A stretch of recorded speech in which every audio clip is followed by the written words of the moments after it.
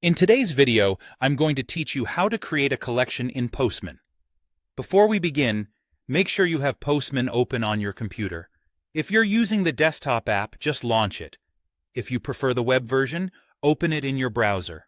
Ensure you're signed in, or at least have a workspace open. A workspace is where your collections and requests live, and being in the right one keeps your work organized and shareable with your team.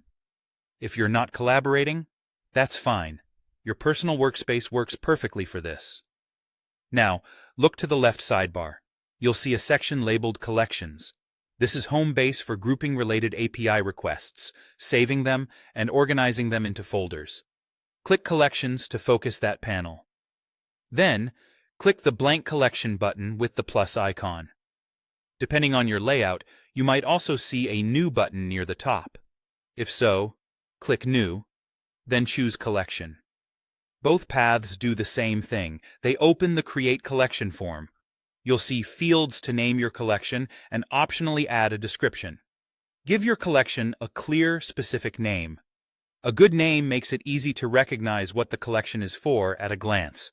Think along the lines of Storefront API or Payments V1 Testing. If you work with multiple environments or versions, you can include the version or environment in the name to avoid confusion later. In the description box, add context you or your teammates will appreciate later. For example, summarize the API's purpose. Outline what requests this collection will eventually include, or note any prerequisites like required headers or authentication approaches. This description appears alongside the collection and acts like lightweight documentation right where you need it.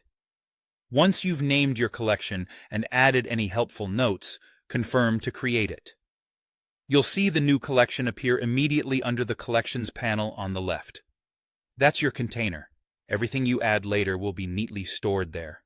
If you don't see it right away, make sure you're looking in the correct workspace and that the Collections panel is expanded.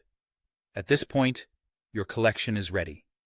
You can keep it empty for now, or later on, start organizing requests into folders, add variables at the collection level, and set authorization that applies to all requests inside. Those are optional enhancements you can explore when you're ready. For now, you've successfully created a collection, giving you a clean, structured place to build out your API workflow.